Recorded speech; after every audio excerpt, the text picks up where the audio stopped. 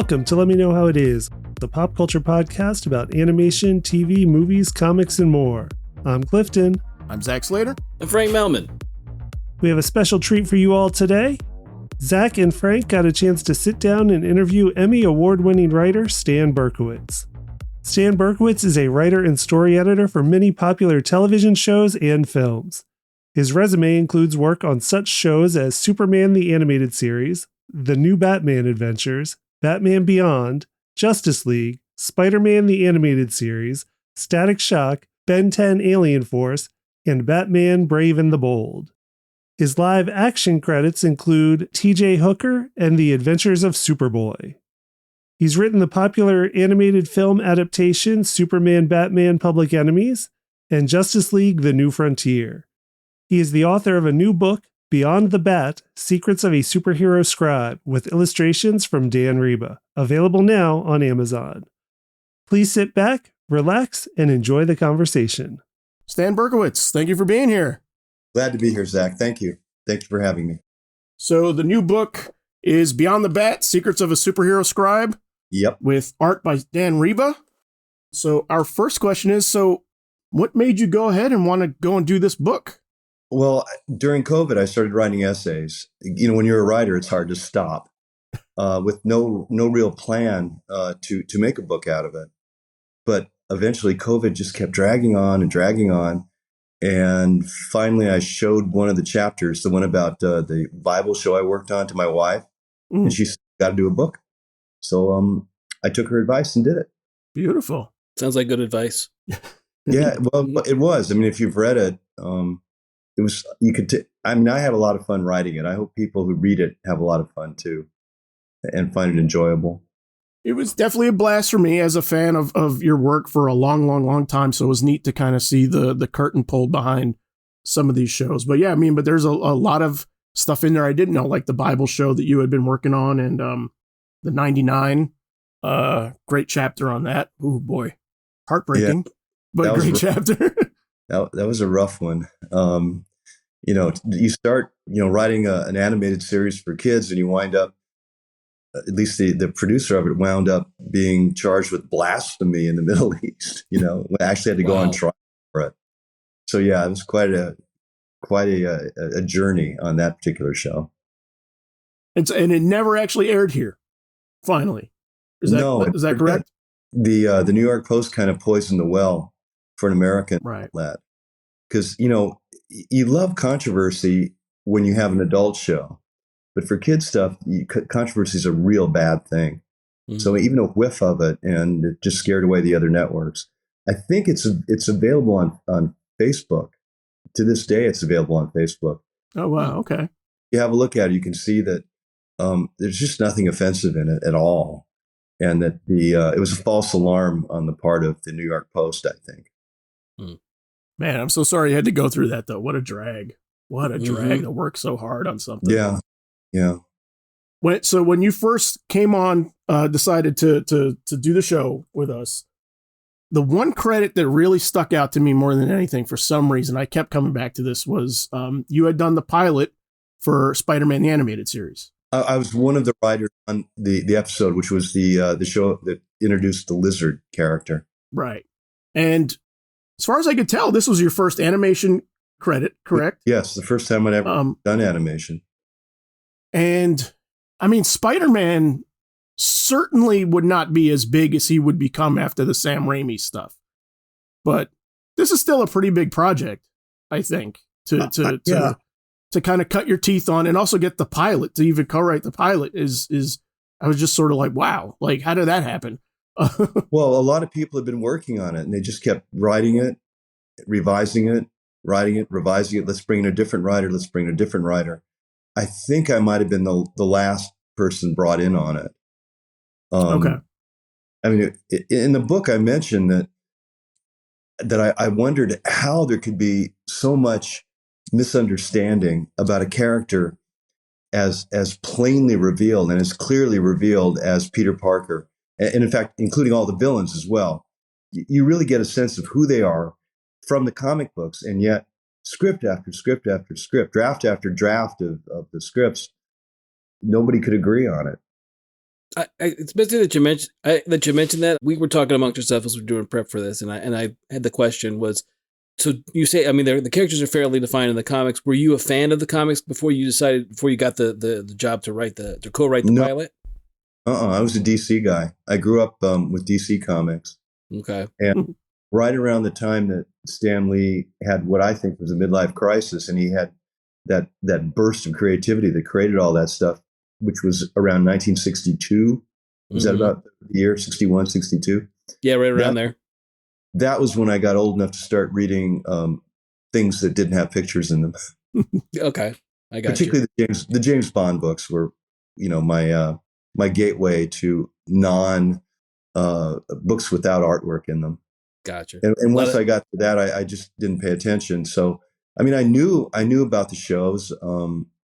I actually visited the set of the Incredible Hulk show with Lou Ferrigno. Oh, nice. Because I was acting on it. I got a chance to meet Ferrigno, and it was fun to watch them shoot that. I mean, obviously I knew about Marvel, but I didn't grow up reading Marvel stuff. It was just the DC stuff.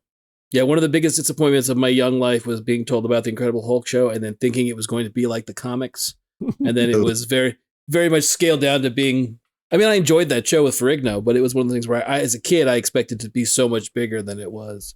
It was The Fugitive. Yeah, right, exactly. Right. Yeah.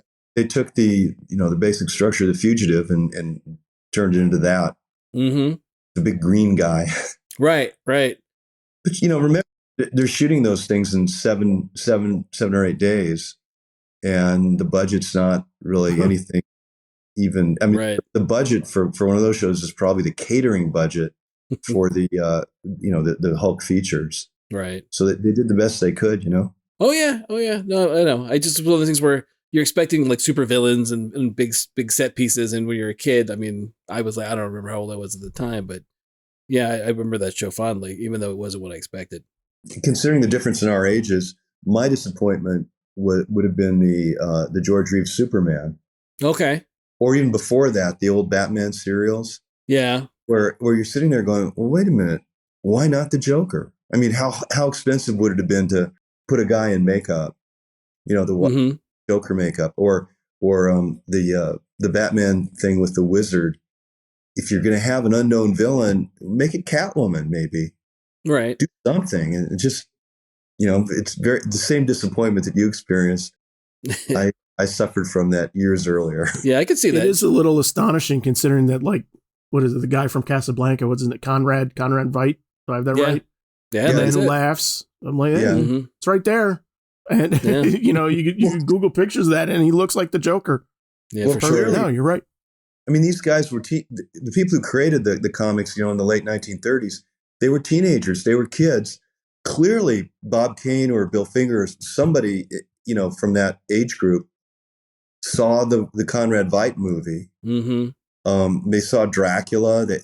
In Dracula, there's a bat logo, a shadow over the title sequence. It looks exactly like the thing that appears on Batman's chest. Mm. So there are a lot of cultural influences that went into creating Batman and probably Superman and probably all the other ones too.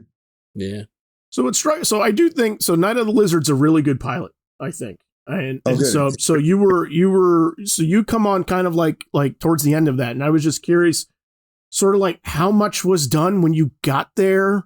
What did you get to pitch? Or did you just have like a lot of just assignment handed to you? Like this is It was more like the latter. Okay. Assignments handed to me. Obviously they'd been working on the Lizard for a long time, and they just needed to to finally get it out there. They needed to find a pilot that made everyone happy. And by everyone, I mean, you have a network, you have an animation studio, you have the guy who makes the toys. And, there are a lot of people, and Stan Lee, of course. Mm-hmm. So there's a lot of arguments, a lot of rewriting that went on. Well, oftentimes on that particular show, and not just the Lizard, but on other scripts as well, you get a note to correct something and you correct it. And then you get a note from the guy who you corrected wanting the stuff put back in. And suddenly you're writing in a big circle, not getting anything done. So those were the initial few months of the show. and I essentially just troubleshot. I didn't pitch anything. It's just, John Semper would say, "Hey, let's do a story about the Hobgoblin." I say, "Okay, I'll see what I can do." Wow. And you're all over that first season. I was looking at the credits just last night and doing some prep and everything. And all right, so you detail in the book that the pilot took a long time. It was a lot of back and forth with all those entities. But then I'm looking like you're on the second episode, you're on the fifth episode, you're on like the seventh episode. I'm wondering when you slept. It was easy. I mean, that was not a hard job. John Semper ran the show very well, I felt. And the fact of the matter is that after the first few weeks, I worked at home. Oh, wow. Okay. I worked at home, and I came in about once a week, and there'd be days when there was nothing to do. I shouldn't say I got paid for it. There were days there was nothing to do. I was a newlywed at that point. So I was very happy to be home with my wife. Nice. Even to this day. I hasten to add that. Nice tip in. That was very good. Well done. So as you said, you're admitted you're a DC guy, right? I generally was as a kid, but I had a next door neighbor that was totally into Marvel. I was into DC. We were good friends, but my introduction with Marvel stuff was generally him, right? So when you're looking at doing, say, something like the Hobgoblin or a character that you're not familiar with, do you go back to the stuff like the comics or do you have someone give you a shorthand, like a Bible note, like a note from the character Bible, or how does your process work? Well, first you look at the comics and then you talk to your boss about how are we going to make it different? Because the comics don't always translate really well to animation or live action.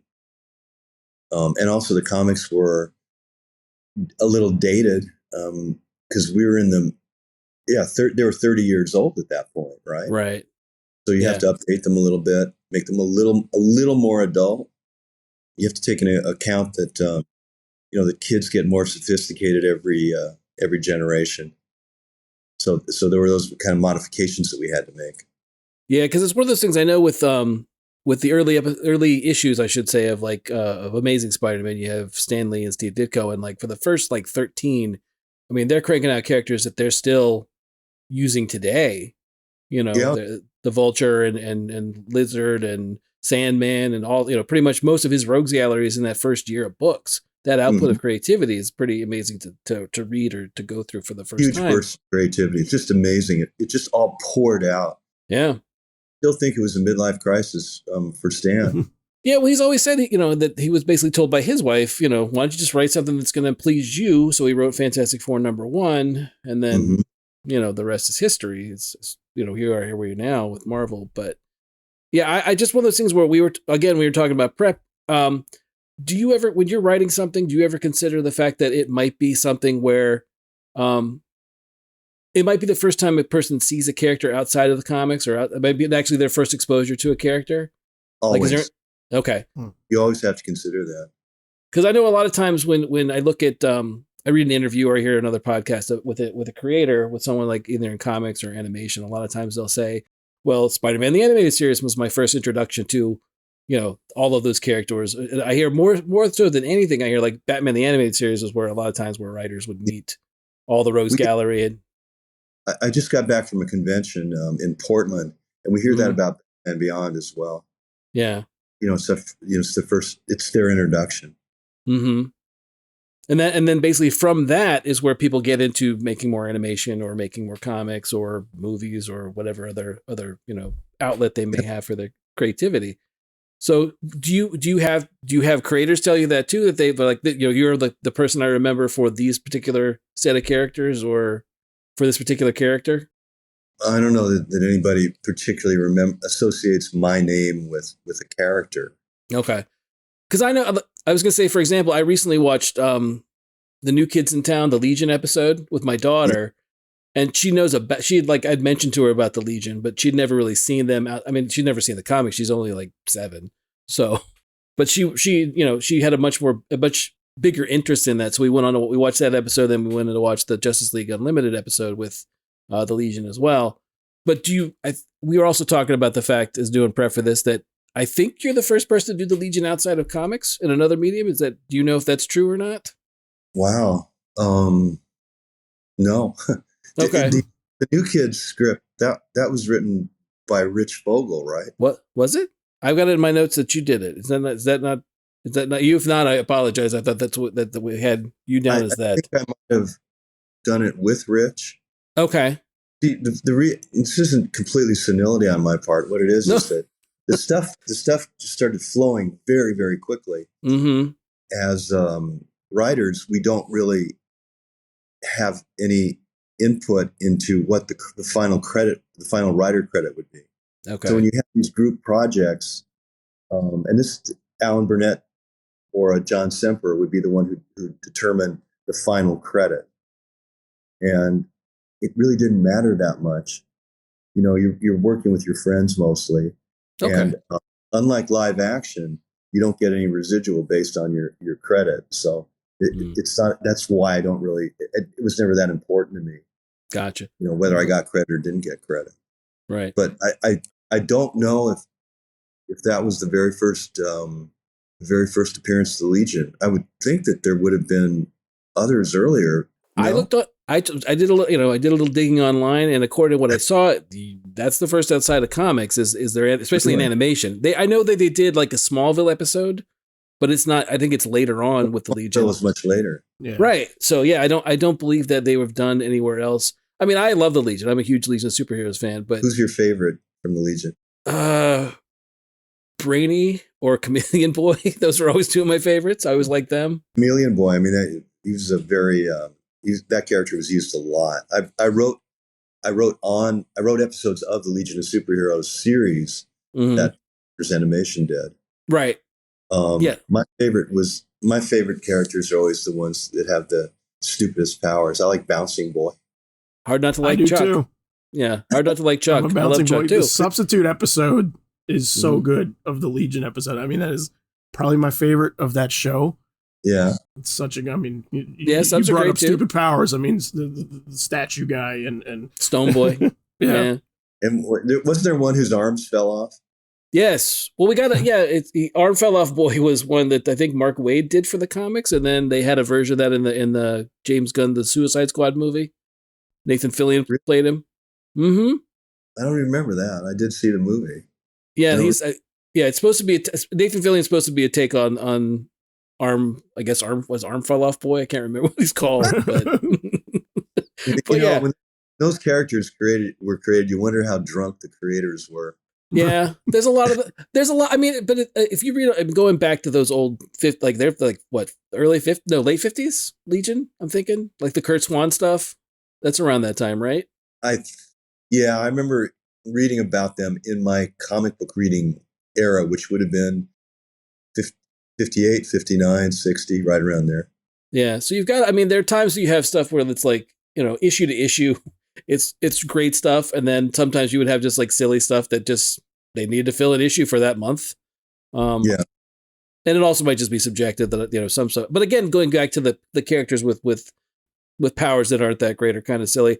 One of my favorite Legion comics is the one where the characters with all the silly powers have to save the more powerful ones. It's like, I can't remember what issue it is, but it's an adventure, like I think Adventure Comics, but it's one of those where like Bouncing Boy and Triplicate Girl and all the ones that are considered, they're Legionnaires, but they don't, they're not fighting the Fatal Five or whatever. Had to save the other ones because they're captured or something. But it's a great issue. I don't know if you remember. It should have been every issue where they do that. Yeah. I think on Justice League we had an episode like that, where the main stuff is going on off camera, and a couple of the heroes, one of whom was Elongated Man, are basically crowd control. Right. Yeah, and that was based on Rosencrantz and Guildenstern from Shakespeare. Sure. Where you follow the minor characters, even though the big stuff's going on elsewhere. Yeah.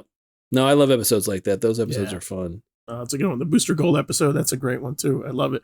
This is the part where we're going to gush, because let me tell you that like on all of our episodes, there maybe is not one that goes by where we don't gush about like Batman the Animated Series or Superman or something like that. It's true. So we're DC guys through and through here as well. Did you watch these when you were children? Yeah. Oh, yeah. I credit Superman as being the thing that got me into the character. You know, I watched that last Son of Krypton 3-parter, and I was like, oh, I get him now. Oh, okay. Yeah. You know, as many times as the origin's been told in comics, I said, to me, there's plenty of the ones I love in comics, but Last Son of Krypton to me is one of the best retellings of that origin story and his opening that I've ever seen. I still think it's one of those I point to all the time. I'm a teacher, so I teach graphic novel as a class for an elective in the summertime. And when I'm just going through the origin of Superman from like Siegel and Schuster, I will show part of Last Son of Krypton as a way, just basically to give them a flavor of like, you know, we go with the comic, we start with Action 1, and then we go through with that, and I show them that one every summer. So, Frank, what age group are your students? My students are high school. They're high school students. They're all like 9th, 10th, 11th, 12th grade kids. So they respond to graphic novels. They do. They but it's a lot of times they don't have, you know, I'm a social studies teacher generally, so they don't really always have an idea of what the history is, but I'll start from the beginning and give them the backgrounds on the creators, and then we'll go through various stages of Superman stuff all the way through My Adventures with Superman. We watched the pilot of that as well. And that's more of an anime influenced one, the one that's been on Cartoon Network, Zach? Adult Swim. Yeah. Adult Swim. And on Max too. Yeah. And on Max too. Yeah. Okay. Do you force them to watch the George Reeves show? Mm-hmm. No, we definitely touch on it. We watch it. It's one of those things where they live action. They, for whatever reason, they kind of turn their nose up at live action stuff. Even like Christopher Reeve, anything. The only one they kind of like, I canceled the Zack Snyder stuff to them because it's a little too much for kids. Too much, yeah. Yeah, I'll get an email or two, but but for the George Reeves, I mean, I show that like I'll show them that it exists, and a lot of times we'll start with Fleischer after the comic books. Oh, so you do show them the Fleischer cartoons? Oh yeah, for sure. Good. Yeah. No, we go back and look at those for sure. And again, it's also interesting to see that how many Superman pilots starts with Superman dealing with robots. That's one of the, you know, it's one of those things where like it's got it in the Fleischer one, it's got it in Last Son of Krypton, it's got it in the My Adventures with Superman. There's some kind of armored thing that Superman has to fight, which is great because again, you get to see the transition from time period to time period. While, you know, because a lot of times we do get the idea that Superman's kind of hokey. I don't feel that way. I know Zach. I know Zach doesn't feel that way. No, not at all. But people try to push that kind of narrative, and I'm like, no. We could use a little Superman, you know, character. Definitely now. Well, so I mean, the hokiness doesn't come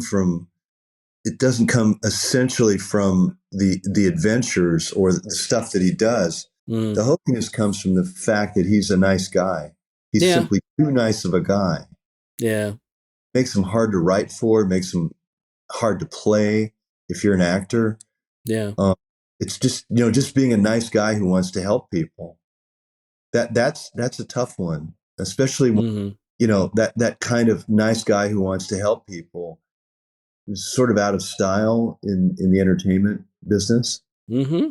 Yeah, for sure. Much easier to write for a character who is guilt-ridden, or a character who's like Spider-Man, or a character who is a vigilante like Batman, you know, based on personal hurt that he has that has happened to him, the loss of his parents. Much easier to write that.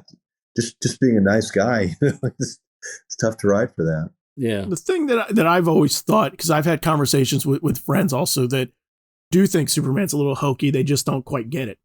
But they're fans of Captain America. And I'm like, well, I'm like, he's the same thing. He's just a super, super nice guy, going to do the right thing all the time, you know. And I think the difference is, at least in the films until recently, Cap gets to hit things, and Superman in most of them would, you know, is lifting a heavy boat, you know. Right.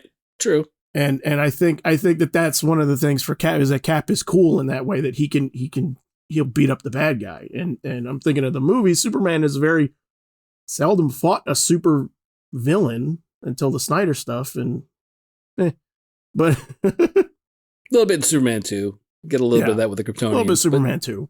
But yeah, a little bit.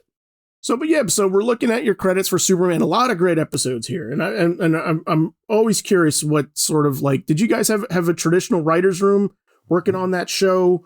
No, on Superman, Yeah. we had a writing staff, but most of us just sat in our offices. The meetings would take place on two occasions. Hmm. Whenever Alan Burnett ran the writers, he was in charge of the writers. So the writers would meet with him separately regarding the scripts that or the stories that he had assigned us. Okay. So that you didn't have that kind of a writer's room. The closest we came to that would be that most of the time, most of us had lunch together. Mm. So a group of 6 people always going out for lunch. But we didn't always talk about the show or work. A lot of times it'd just be politics, other movies, that kind of thing. So no writer's room. Interesting. Okay.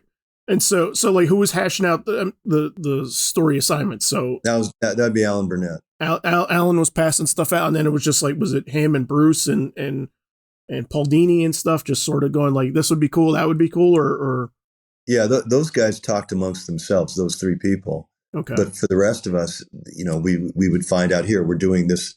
We would find out from Alan, we want to do this character or this kind of a story, and then we just get to work on it. Okay. And you do an outline, and Alan would give notes on that, and then that would get approved by everyone, and then you'd write the script, and which would go through the same process. Was there any kind of bullpenish, kind of like when I say like Marvel's bullpen, where you had like an assembly line kind of idea of like you could go to someone else's office and be like, hey, I'm stuck, or I've got this isn't quite working for me, or was it just solely your script was your script, and then it didn't really get looked at until you were going through all the kind of the review process part of it? Every now and then there'd be a knock on your door, and another writer would say, hey, what do you think about this? What do you think about that? Okay. That the character of Mad Stan was created that way. Okay. Paul Dini's office was right next to mine, so we'd see each other in the hallway all the time. And he said, he just told me one time, yeah, I want to have a character who's kind of an anarchist. He's angry all the time. And I said, oh, what a great idea. He can take either side of an argument and be furious about it. And Paul says, yeah, I think I'm going to call him Mad Stan. So had a character named after me. Nice. That's pretty cool. So that kind of stuff does happen, or it did happen. Mm-hmm. And it was fun. It was nice to be able to talk to other people, and you could help them, they could help you. Right. And plus they give you encouragement to keep you going. Right. Because you said earlier, sometimes you had some assignments where you just worked at home, and that I know, being creative on your own is kind of tough because, it's kind of like you're plunking away, and, unless you're confident in what you're doing, or even if you're on days that you're not having confidence, it's kind of hard to get someone to bounce ideas off of, or, get the encouragement, like you said. So I'd always wondered in that situation whether it was, you had the chance, and I'm glad that, I guess you did. The writing at home was usually for a script, and it's based on a very, very detailed outline. Okay. So really, all you're doing is working off the outline, and you don't really need feedback at that point. Okay. During the outline process, that's when you want to talk about it and make sure all the different aspects of the story are working. But if you stick to the outline, you're going to be in pretty good shape. Okay. Really, all you're doing is putting in dialogue, which I know is not easy for everyone, but I never really had that much of a problem. Never ran into writer's blocks doing a script, because there's such a clear map to the script in the form of the outline. Is that still something that helps you out too? Because that's one of my things as well too, is I find like just talking stuff out is super, super helpful. Even if necessarily the other person's not throwing anything out, just that, like, sometimes just my wife will it's just helpful for me to kind of be like, talk stuff out, like, well, no, that can't happen because this doesn't work. Is that, I guess what I'm curious about, is that something that still is helpful for you at this stage of your career, or have you kind of bypassed that? Talking it out like that? Trying to think at this stage, even at this stage, there's a lot of talk that goes on in creating an outline. I've done some graphic novels recently. Nothing that you will have seen, nothing that you will see, because it's basically educational material. But in doing it, just in figuring out a story for these particular graphic novels, there is a lot of talk. Long meetings that go on, just to confirm what the shape of the story will be. And then, of course, you get notes on the finished version too. Change a few words in the script, change some dialogue, change this, change that. There's a lot of talk. I mean, now for me, I think that talking and getting that feedback is very helpful when you're starting out as a writer. Mm-hmm. But after a while, you kind of know what you're doing, right?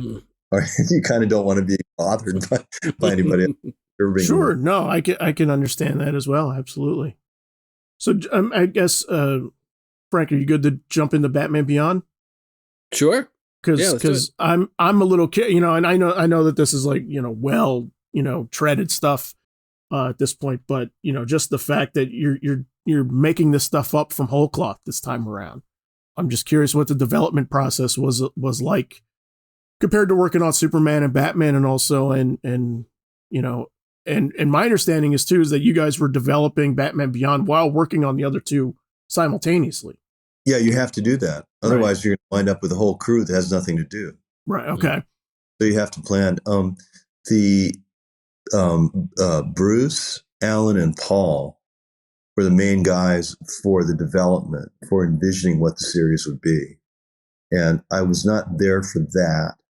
What happened was, I think that Alan and Paul ended up writing an outline for the pilot of Batman Beyond. While I was away from Warner Brothers, I'd gotten an offer from a friend of mine to go work at Universal on a show called Players that Dick Wolf was producing with Ice-T. So I was on that, and that takes up a lot of time. That, working on live action, you don't go home at 6 o'clock. I mean, around 5 o'clock, the secretary will come by and ask you what you want for dinner, because you're going to be eating at your desk. Right. So my nights were like that. And then Alan called and said, I hope you're not too busy. Can you write? I think it was part 2 of the Batman Beyond pilot. So yeah, sure. I got my weekends free. Sure.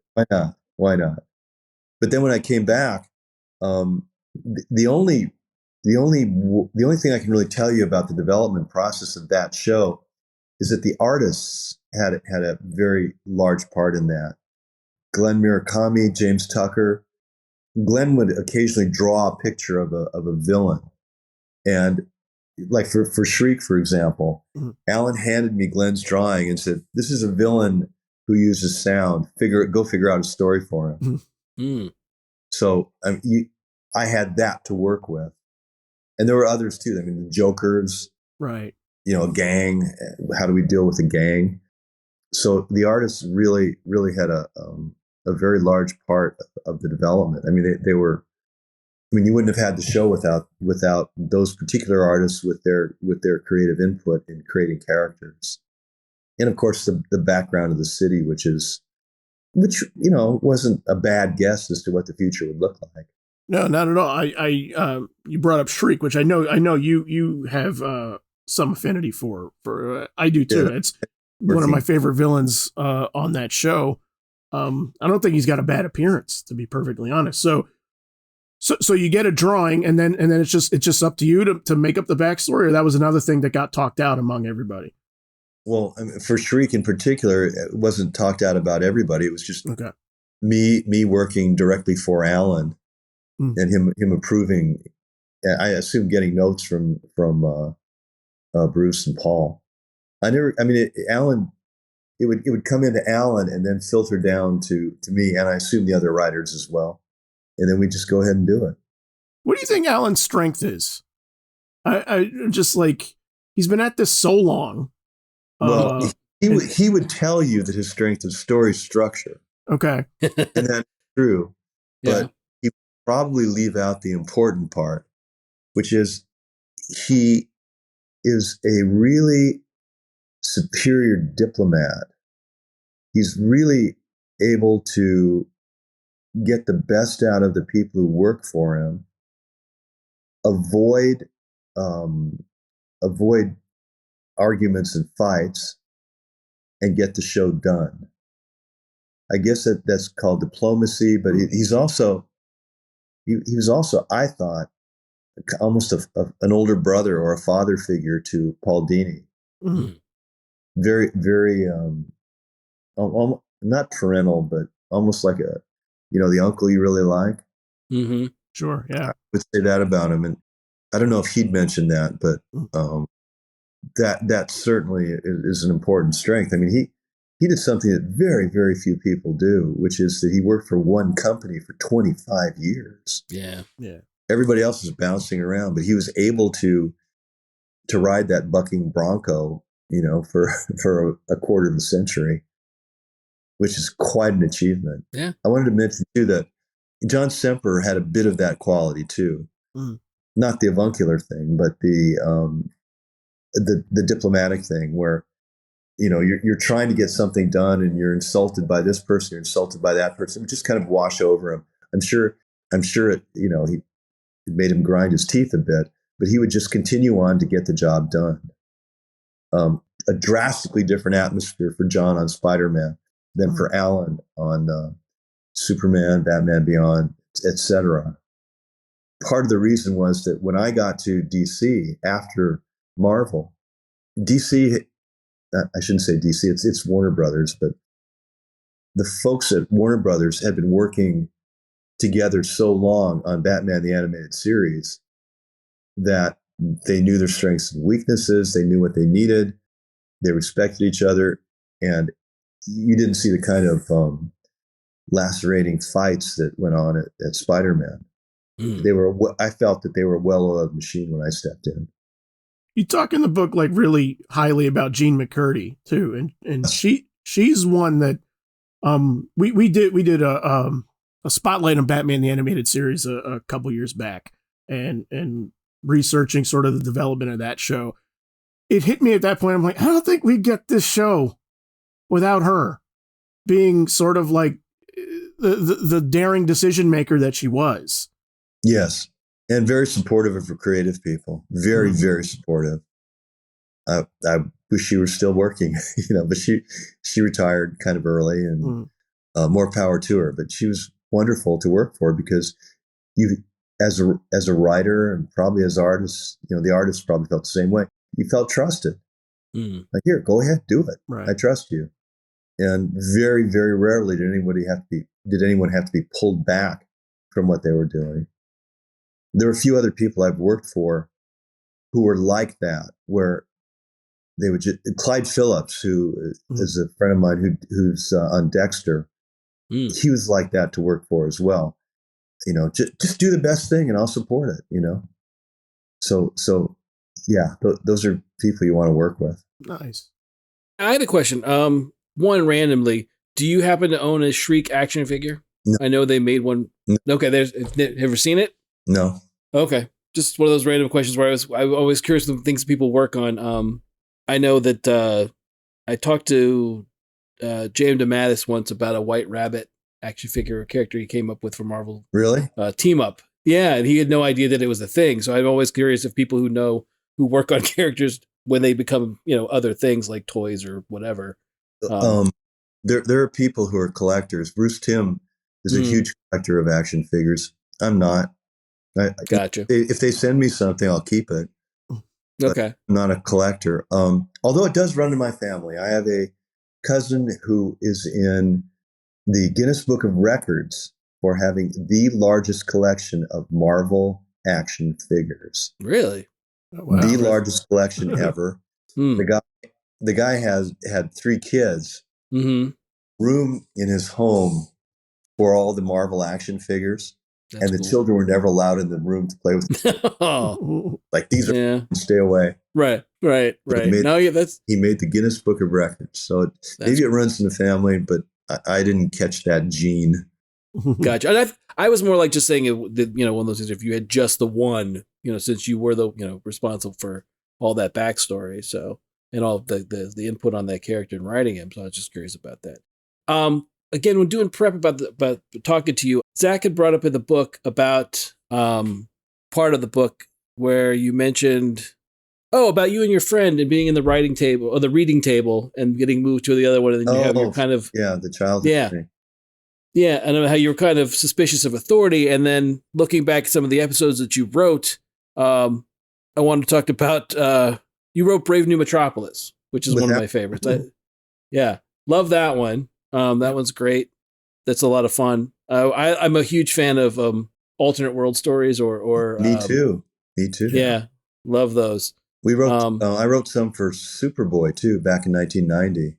Okay.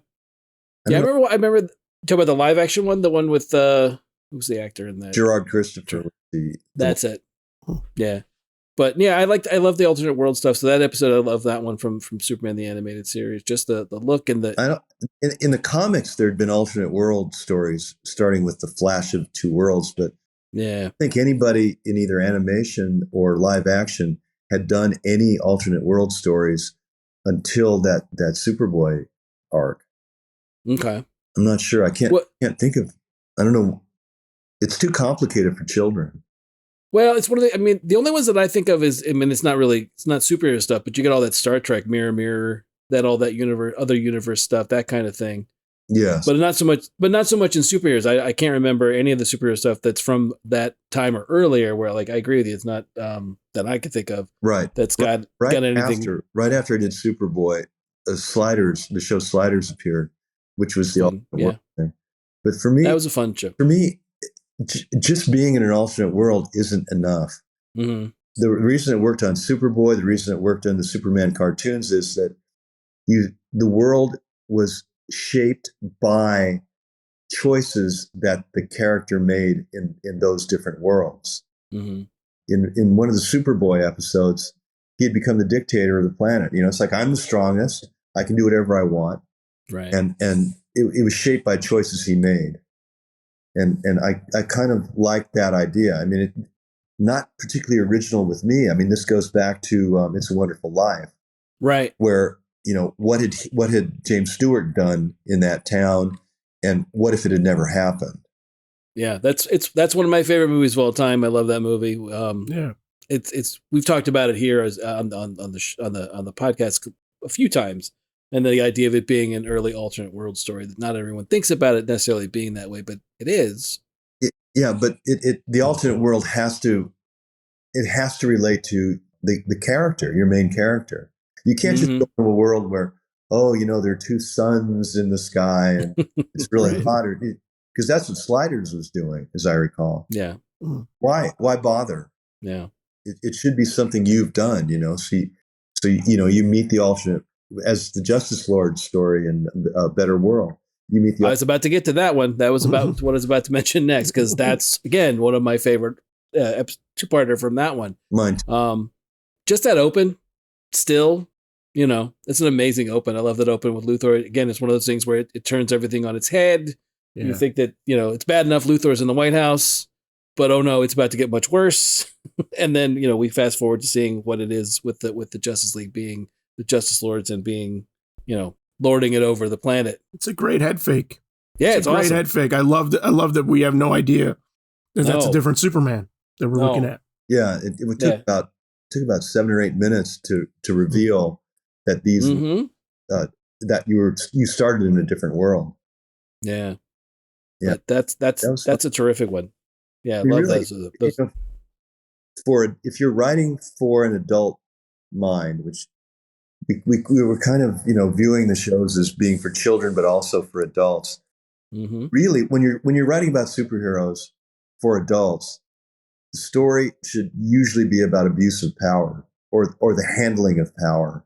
Mm-hmm. Otherwise, you're just doing those lame otherwise you're just having him beat up a giant robot or something. You could say the lame ones, the ones that were where they couldn't throw punches or they couldn't have any kind of conflict, or you're talking like the early Super Friends stuff, that kind of thing, where you really couldn't do anything outside of stuff for really little kids. No, actually, I'm not talking about that. Specifically. Okay. I'm talking about a superhero story that would resonate with an adult.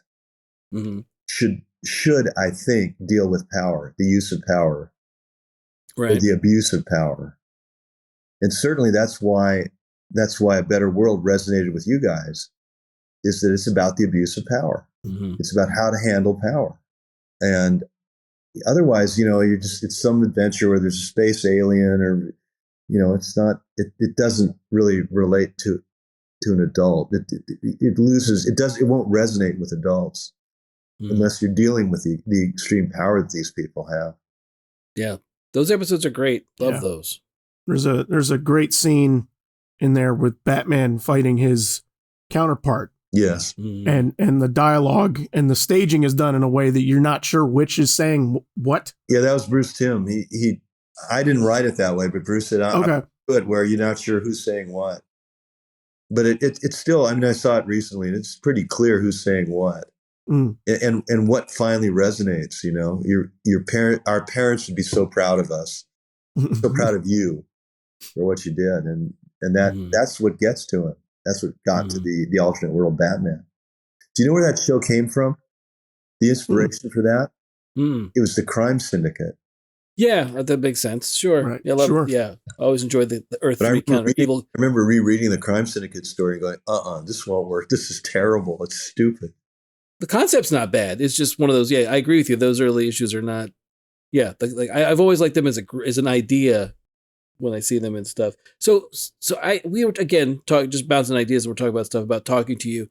How often did you get to ever sit in while stuff was being recorded with voice actors? Always. If always script, I would be there. Okay. Did you ever have to do anything on the fly in the moment, change anything, or was it one of the things where? Yes, but really trivial stuff. Okay. Never any big change. Right. Add a word here, take a word out. Because Zach and I are big fans of like radio plays from the 30s and 40s, and the idea of the sheet metal being lightning and thunder and all that stuff is great. We love that, and when I watched like DVD commentary or back behind the scenes stuff, being able to see just a small portion of what went on in the recording stuff, I would love to see more of that, just how that's all put together. Was it more ensemble? Was it that everyone was together? Yes, it was a radio. Okay, that's what I thought. Without the sound effects, of course, but it was a radio show. Yeah. And better for the actors, I think, because a lot of animation voice acting is recorded separately, and they just edit it together. But when they do it as a group, as an ensemble, I think it's much better for the actors. Much preferred. Yeah, I would think so too. Yeah, better for the audience too, I think, because I do think sometimes you can tell. Sometimes you can tell when it's done separately a little bit. There's a slight disconnect. And, well, the other thing too is the actors are great. There is. I'm going to talk about Phil Lamar for a second. There's a Static Shock episode where Phil plays Static, young Virgil. He plays John Stewart, the Green Lantern, and he plays an identical evil twin of John Stewart. And you would swear that there were three different people in the recording booth. You would swear that, but he did it in order. I mean, he was like, now I'm Virgil, now I'm John Stewart. He did it as if it were a radio show, it would have played, it would have gone out and it had been broadcast that way. It was just astounding to hear that. Yeah. You couldn't believe that all that was coming from one person. Again, I'm very jealous because I would love to see more of that stuff in behind the scenes. I would love to be privy to that, to be able to take that stuff in. And again, I was, here's another one. Was there ever a time where you thought the acting on one particular script was like your favorite performance, or was it that they were all just pretty much great across the board? Well, they weren't all great. Every now and then there'd be an actor who'd come in who was unfamiliar with the tone of the show. Right. I'm not saying which particular show. There are a lot of, I don't want to specify one particular show, but every now and then an actor would come in and they'd it's a cartoon, it's a dumb kid's cartoon. And usually, rather than underplaying it, they overplayed it. At that point, our director, Andrea Romano, she'd listen to the first go around and then work with them one-on-one to get it right. The second, or there were a couple occasions where they just figured this actor's not going to work. They discard the performance and then bring in another actor to do it. Okay. But was there one that you particularly thought, this is great, this is exactly, well, I guess like the performance is there obviously for the actor to interpret. Were there any times where you said, I don't know if that line read was right, or was that not really what you were supposed to do? Well, yeah. I mean, yeah, there are always times where you want the line to be read a little bit differently. And that's what that second run through is for. There's a dry run through and then a recording. And then usually between the dry run through or the dry run and the recording is when we make the notes for the performance. But every now and then, it turns out that an actor would have to be replaced. It happened very, very rarely. I think maybe twice that I can recall in my whole career. Okay. But they didn't know that they were replaced. Yeah. Okay, thank you, goodbye, and then they bring in another. So they got paid for the day and then went home and then they brought someone else in? Yeah, but very, very rarely did that happen. As far as a favorite actor, obviously it's Kevin Conroy, because Kevin knew the tone of the show. If you're an actor and you listen to him, if you had no idea what show you were doing and you listen to Kevin Conroy, you go, oh, this is serious. Mm-hmm. This isn't kid stuff. I will perform in a way that complements Kevin's performance. Mm-hmm. Yeah, when you mentioned the thing about Phil LaMarr, I thought of the episode where same sort of thing where Kevin Conroy had to play old man Bruce Wayne talking to Batman, while at the same time you have Phil LaMarr playing old Static as well as Jon Stewart. Do you remember which one that was, Zach? I can't remember. I know it's one of the time travel episodes. Unlimited, toward the end of the Justice League Unlimited run. Yeah, the Once and Future thing. Two-parter. Yeah. Kevin altered his voice slightly when he played old Batman. I mean, you knew it was him, but you knew he was also older. Yeah. So it was remarkable. Great performance. So much, really great. So much talent there among the voice actors. Yeah, brilliant guy. I kind of want to get into some process stuff, if that's okay. Okay. A little bit more, just because I've always been curious about, so you're getting an outline. About how long do you get to do the script? Usually the first draft, they'd give you a week. Okay. Which is generous. It's pretty generous to be able to write 28 pages in a week, 30 pages in a week. Those shows you watch, the hour-long live action stuff, those are written in a week too, and they're twice as long. They're like 56 pages. Right. And believe me, having done both, I will tell you that I much prefer doing the shorter one in a week. It allows you to eat like a normal person, sleep like a normal person during that week. Yeah, no, I've listened to some other podcasts on writers' rooms and stuff like that, and the hours that some of these live action shows, it's insane. Yeah, it's like you're there until 3 a.m, and then you're back in for shooting, at 5. It's crazy. Yeah, it's great, like that too. They're always polishing stuff and putting in. We got to be funnier. Got to be funnier. How do we make it funnier? It's 2 a.m. They go, this will work. I guess my question is then, so you have a week to do the first draft. I mean, how many internal drafts do you do just for yourself? Do you think? I'm assuming it changes episode to episode, but I mean, is there, are you finishing the script early and then just kind of spending a couple of days of that week just editing and editing and editing? And not me. Okay. Depending on the other writers, they may have a different process than me, but essentially, I'd write it by hand. I'd write, morning would be for handwritten stuff, and in the afternoon, type it up, put it in the computer, then write more by hand, and somewhere in between do editing that day's work. Okay. And then the next day is like that, the next day is like that, and then you go over it a couple more times. But it's really only one draft, and then if you're referring to my time at Warner's, my early time at Warner's, that's what I would call a first draft would then go to Alan. He'd make notes and they'd ask for changes. I don't recall anything at Warner Brothers going through a whole bunch of different drafts. I mean, if you're on your 7th draft, something went wrong. Right. On Spider-Man, there'd be a lot of drafts, an enormous number of drafts over and over and over again, because they were still trying to find a tone for the show. And everybody was also trying to figure out who's in charge, whose notes were the most important ones to heed. So that was a whole different experience. As you're saying, there are a lot more notes, because you said that Warner Brothers tended to be a much more oiled machine compared to two. Right. Basically, because so many of those people had been on so many projects together by that point. Yeah, they knew each other pretty well. Have you done any original pilots for yourself to pitch and stuff like that? Yeah, a couple. Nothing ever came of them, though.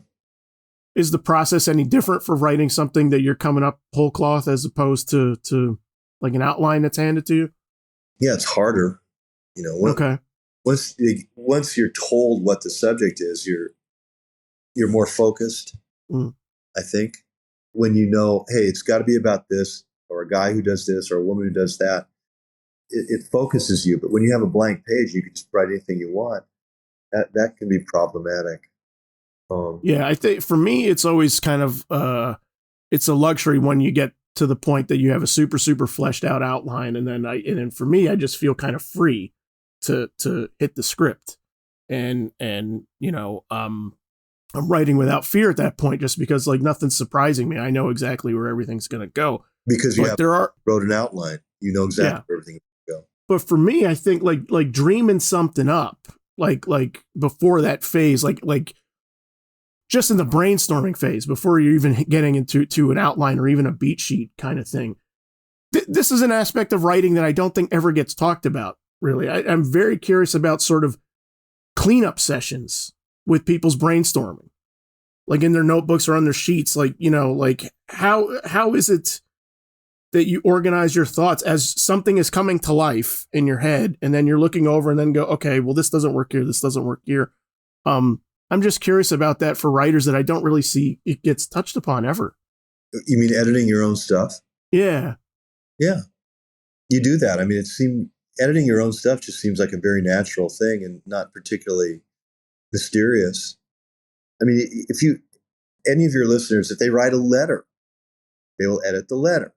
You go back, you look at the letter. I didn't phrase that quite right. And it's the same. It's pretty much the same thing for a script. You look at it. Did I phrase it? Is this clear enough? It's helpful if you're unsure of what you've written to have another person look at it. And it's really helpful. And I say this in the book too. It's really helpful if you guide them. Don't just give your stuff to somebody and say, well, what do you think? Give them your script, your outline, and ask them specific questions. Did you understand this? Is this clear to you? This is what I wanted to do. Did it come through? So you're essentially guiding your input and directing it toward the areas where you want input, and ignoring them saying, well, why don't you put in a dog? I don't want. That's not the script I want to write. So if you guide the input process, it's really helpful. Did you understand this aspect of the script? Right. Did you see what I was trying to explain here? I had a question though. I had a question in overall. This is more like basically working on the Warner Brothers stuff and the DC stuff. When you're writing something, say like when you're writing the better world, or you're writing something along those lines, do you ever write with an idea towards continuity? Like this is something that someone else might take along and build on top of, or is it just one of the things where you write the episode, it's contained for either it's a 1-parter or a 2-parter, and then if someone comes along and takes it, does something more with it? Because I think of like the Cadmus arc towards the end and how much it builds off of what you did in those 2 episodes, setting that stuff up. Is that something that was never talked about, or was just something that was something? So, there's something there I can pull from to use for later. Well, in a sense, the whole history of what we're doing is people always going back and grabbing something. Some lame character from 1962 will appear in a Justice League, episode or something. Right. So we always do that. In writing it, I thought that at Warner Brothers we had the luxury of doing an anthology series where the episodes could be shown in different order. Spider-Man, we did not have that luxury. Right. But I call it a luxury because you can play with different tones. When you have that, when it's anthological, you can have a funny episode, you can have a very grim episode, you can do whatever you want, and they don't have to be connected.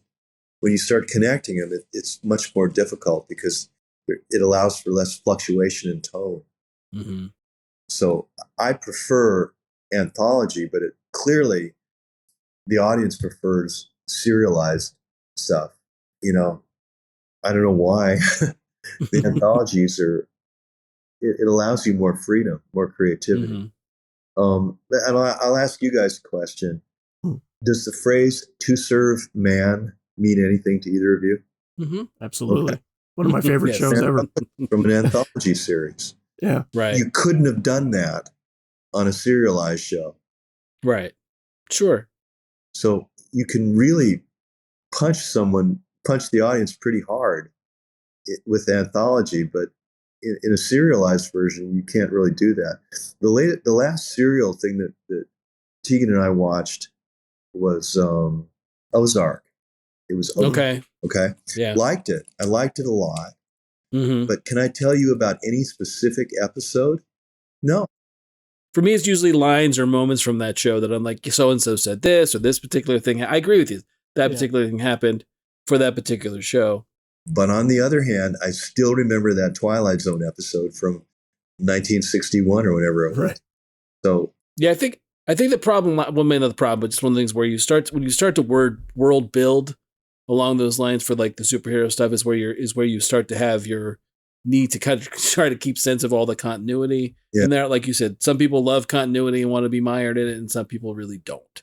Yeah. Either way, it's because I think early on with like Batman the Animated Series, a lot of those episodes are kind of one and dones. I mean, you get like the two-parter with Two-Face. That's why you remember them so fondly. Right. Yeah. But again, at the same time, I also love the fact that, out of Batman the Animated Series, we get Superman and World's Finest and, the stuff that you did with the Justice Lords. So it's kind of like, I like have a foot in each camp. I'm kind of like, I love the serialized stuff, but I also love the continuity of it all too. That's just my take on it. So yeah, we have kind of a mixture there. yeah, which is great. Because again, like you said, it's one of those things where when I was watching those episodes with my daughter, I just sort of jumped around between all the various series to show her. Like I showed her The Demon Within. Oh yeah. She'd never. I mean, she's 7, so she does. She's not keeping up with who's creating what. But it was first experience to Etrigan and definitely with Clarion and with Teakle. So she was one of the things where she wasn't sure who was what or what was the demon a good guy? Is he a bad guy? Yeah. What's the deal? He's an ugly hero. Right, which Kirby loved to do. Jack used to love to do his Kirby monsters as heroes. We get that with Ben Grimm and then so on and so on. Yep. But yeah, she loved the episode. She thought it was great. Oh, good. Good. Yeah, she it's still it held up for me, and it was great to introduce her to that stuff as well. It's funny seeing how the serialized stuff is just hitting everything in TV though. Like, so I got my little guy just turned 6. And he's a big Batman fan too, and we'll watch Brave and the Bold during the animated series, and he'll just kind of pick based on the thumbnail, like, oh, that's got Two-Face in it, I want to see that. Oh, okay. And then what's funny is that so like we'll go on to another show, like Gravity Falls or something like that, and I got to explain to him like, no, we can't jump around on this, we got to go in order. Yeah, and it's just funny to see a 6-year-old be like, why, like, yeah, they don't care generally. Yeah. Well, they'll be lost. They'll be completely lost in the episode. Yeah. Same thing with my daughter. She likes a lot of this, like the Batgirl and Supergirl episodes, or she's a big fan of Livewire. I'm not really sure why, but really? She likes Livewire. She likes Livewire quite a bit. What about Poison Ivy's another big one she likes. So what about Wonder Woman? Oh yeah, for sure. She loves her too. It's one of the female characters. Yeah, she's big into she likes the girl superheroes, but she likes Batman and Superman too. But good. Yeah, for sure. You worked on New Frontier. Yes. You adapted that. My question for that is, did you know Darwin from Batman Beyond? No, I didn't know him in Batman. Okay. I had very little to do with him at all, ever. Really? Okay. I'm curious what it was like adapting that. I want to say you crushed it. That's a hard book to adapt. A lot of editing. Most of it was just you have to look at that and you go, well, what is the core of this? And it's essentially the Green Lantern's origin story. Mm-hmm. Right. I mean, the Martian's in it too. There's all kinds of stuff. It was hard to delete so much of it. You had the Challengers of the Unknown gone. Yeah. There was some thought as to making it a two-parter. Really? Two whole discs. Yeah. But I didn't think there was story enough for 2 parts. That I don't know. I mean, editing something like that, I think, is less logical and more instinctive, where you just have a feeling this would be better than that. Mm-hmm. Than making it just long and just kind of doing everything that's in the book. Part of it was that I don't think Darwin wrote it as a feature or a two-part feature. He wrote it, I think, for, was it five comic books? Was the original? I think it was 6, right? Yeah. I think it's 6, yeah. Yeah. Because it's hard to remember, because there was something supplemental that came out after, where they had like a Batman, Superman, World's Finest Story, and some other stuff. So yeah, but I think originally it was 6. So structurally, it's a 6-act play or something, and I couldn't work with that. I mean, I felt we needed more like a 3-act structure, and also it would have been incredibly long if we just did what he did. And there's so many threads that he was essentially trying to make a story that was the culminate or the origin of everything, right? And everything comic book, and it was too much. It was simply too much. It is very much a Silver Age, like overarching Silver Age story for DC, as opposed to just. I mean, there's obviously, like you said, the Hal Jordan origin in it, but there's also, like you said, there's the Challengers, there's Aquaman, there's all these other characters John in Henry it as well. Stuff. Yeah, the John Henry stuff. There's Johnny Cloud, Navajo Ace. All that stuff is like thrown in there. Yeah. I mean, there's some great. I mean, I see what you're saying, trying to whittle it down and trying to edit it, because there are a lot of moments in it that I remember being anecdotal, but I don't know if overall for that. I mean, it was kind of like you get a chunk, and it was a great chunk, but I don't know if overall for the entire story it necessarily worked. Well, he was. It's the difference between the two media, and the other thing you had to keep in mind was that if the graphic novel sold 100,000 copies, 100,000 people read it, that's a small portion of what the DVD required. Yeah. And so, do you give everything to the people who knew the comic book, or do you try to bring in people who can look at this and have no knowledge of anything of Silver Age DC, just a vague sense of who Superman, Batman, Wonder Woman were, and could they still enjoy it? Mm-hmm. And I wanted to make sure that those viewers who, as you point out, may have come to this may have been the first time that they were ever exposed to Superman. So I wanted to make sure that they wouldn't get lost in all the trivia, because there was a lot of superhero trivia in Darwin stuff. Mm-hmm. So the hard part was editing it out, cutting this, cutting that. I'm sure Darwin felt that he'd been brutalized, but that's the way it goes sometimes. Yeah, he's very complimentary. I know on the special features, which I've watched a bunch of times. I absolutely adore that movie. I thought, complimentary to who? The whole thing. It's everybody who worked on it. He said, yeah. It sounded like he really enjoyed it. I don't want to put words in his mouth. I don't know, but it sounded like he enjoyed it. Yeah. Well, I'm glad he enjoyed it. I mean, the sad part of that is Darwin worked on the show as an artist and animator. Mm-hmm. He worked on it, but I don't think he got a penny extra besides what he got as a salary for working on that show. Mm-hmm. Because when you do a comic book for DC, as he did, they own it. Mm-hmm. They can do whatever they want with it. Right. So I don't think Darwin had a big payday on New Frontier, beyond what he got for the graphic novel and what he got for working as an animator on it, which I think is really sad. Yeah, it absolutely is. But unfortunately, the industry is full of stories like that about people that didn't get the Siegel and Schuster one being the main one. Yep. When I show my students their origin story, I had one of the kids just sort of like got quiet in the room, and he's just like, "That's one of the saddest things I've ever seen in my life." And I'm like, "Yeah." And it's important that we know that, again, we're on the cusp of another Superman project in less than what is it, this year, July? Yeah, I'm looking for it. Yeah, but no one ever thought this stuff would last. Yeah, it's just some dumb book for kids. Who would have thought that the physical comic books would be worth so much money? or Right. that the characters, the creation of those characters would be worth so much. Mm-hmm.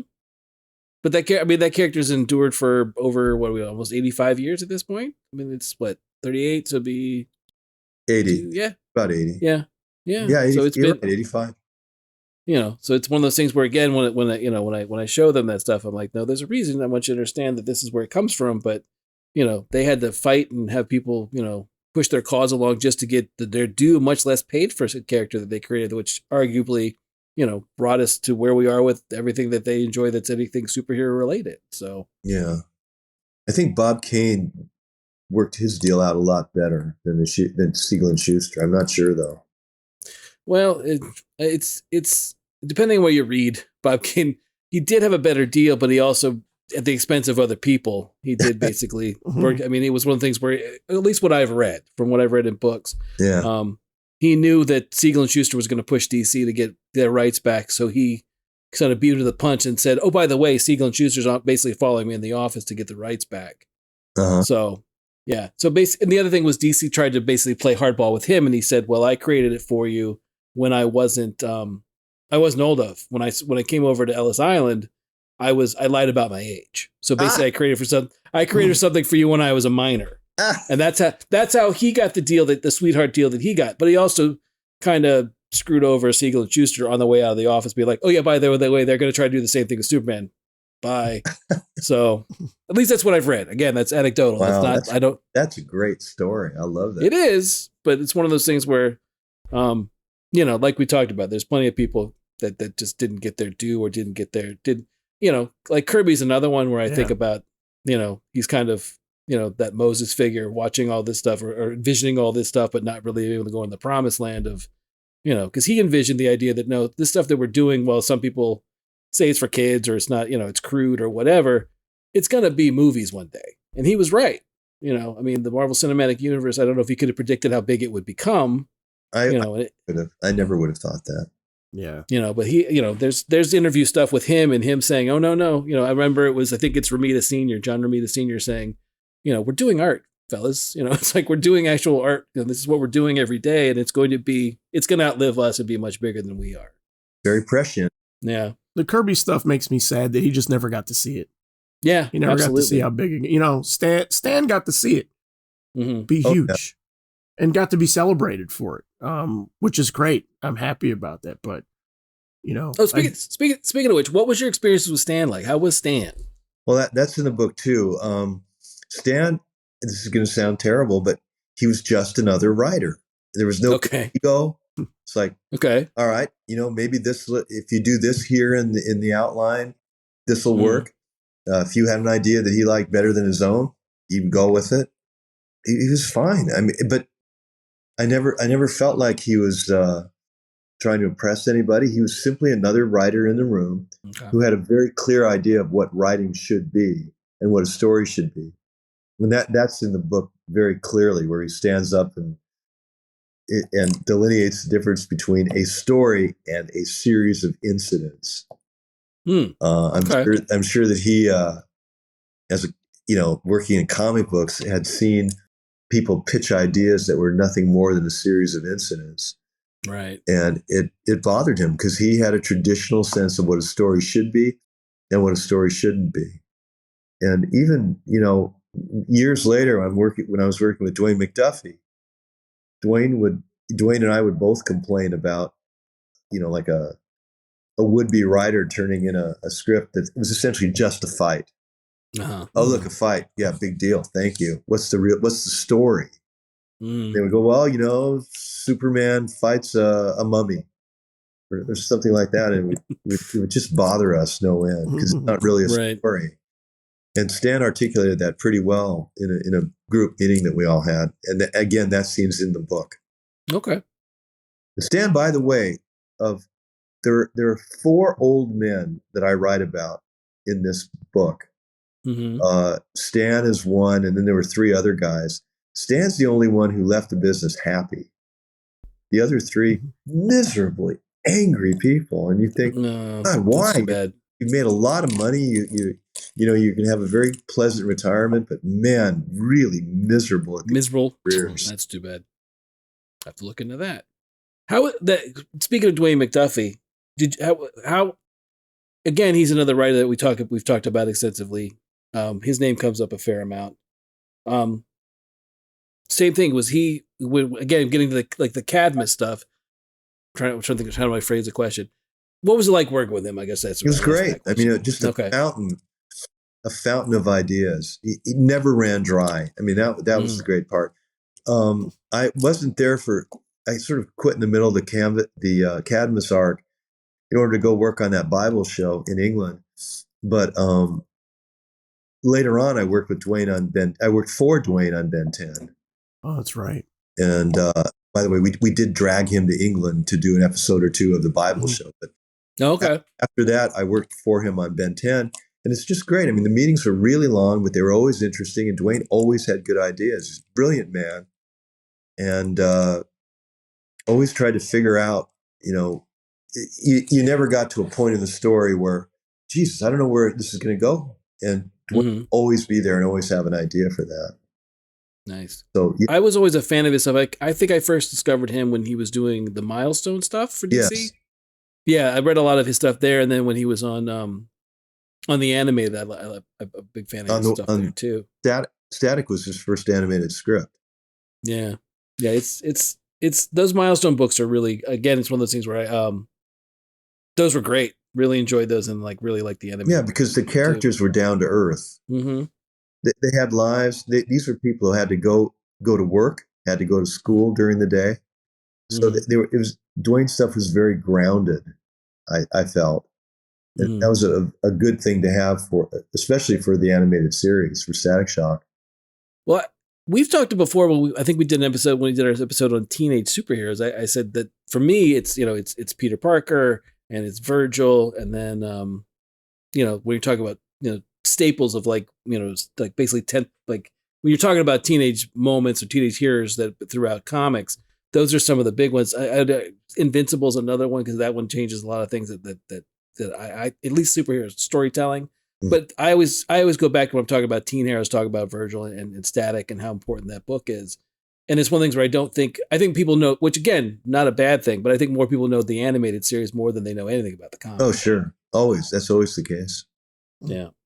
You've been gracious with your time. Thank you so much. We appreciate it. I know you're not feeling well, but thank you for doing this. Yes, thank you so much. The book is Beyond the Bat, Secrets of a Superhero Scribe. Thank you for mentioning that. I also wanted to mention that if all goes well, on March 20th, Dan Reba and I will be at the Planet Comic-Con in Kansas City, Missouri. Nice. And we'll be at the Heroic Fine Arts booth. Dan does artwork. He's a wonderful artist, and literally he'll do it right in front of the people at the table. And I stand there and sit next to him and watch in amazement. So March 21st, 22nd, 23rd, Kansas City. All goes well, we will be there. And hopefully anybody who hears this will come and visit us at the table. It sounds great. I see. Yeah. I follow him on Facebook. We're friends on Facebook. Oh, so I see the artwork that he puts out of the shows and stuff. It's and you see the book as well. Mm-hmm. So it should be fun. And thank you very much. I had a wonderful time chatting with you. It's good to revive those old memories. Yeah. No, thanks for doing it. Perfect. Awesome. Thank you so much. Thank you. Yeah, we'll link to the book on our notes for the episode as well, so people can click on it and pick it up. Great. Thank you. Thanks for doing this. We appreciate it. You've been absolute delight to speak with. I appreciate it too, and I really enjoyed talking to you. And good luck for the podcast. Thank you. Thank you so much.